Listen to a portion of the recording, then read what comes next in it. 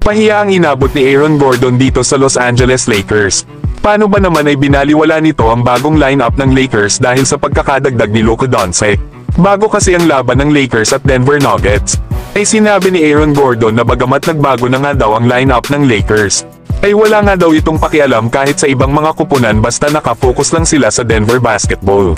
Para bang sinasabi ni Aaron Gordon na kahit lumakas pa ang Lakers dahil kay Luka Doncic ay kaya pa rin nilang talunin ang Los Angeles Lakers.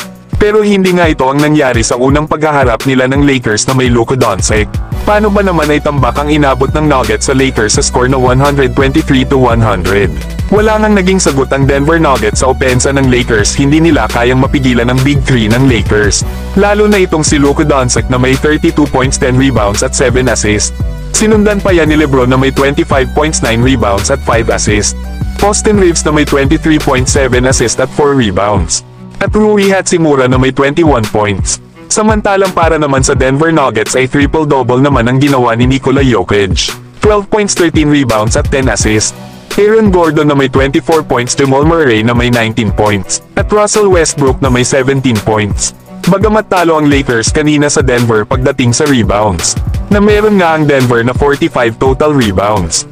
At 39 total rebounds naman para sa Lakers. Ay lamang naman ang Lakers sa blocks na meron nga silang 9 blocks at 1 block lang para sa Denver. Habang 15 steals naman ang ginawa ng Los Angeles Lakers, 6 naman para sa Denver Nuggets.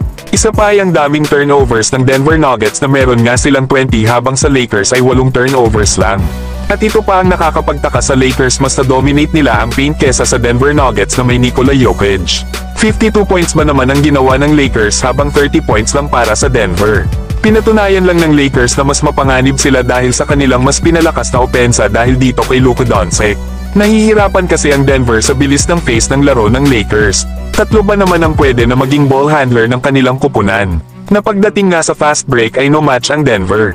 13 out of 7 nga ang ginawa dito ng Lakers habang 4 out of 11 lang ang Denver Nuggets. Kaya mahihirapan talaga ang Nuggets kapag pabilisan dahil alam naman natin na mabagal itong si Nikola Jokic. Hirap pa naman ito sa mga player na shooter at hindi nga ito umaangat para kunin ang kanyang bantay sa itaas. Kung mapapansin nga ay hindi naman ganun kalaki ang score na ginawa ni Jackson Hayes. Meron nga lang itong 4 points, 4 rebounds at 1 assist. Ginagawa kasi ng Lakers kapag hawak ni Nikola Jokic ang bola ay pinagtutulungan ito ng Lakers. At inaabangan naman ngayon ng Lakers ang bola na ipasa ni Nikola Jokic para ma-steal.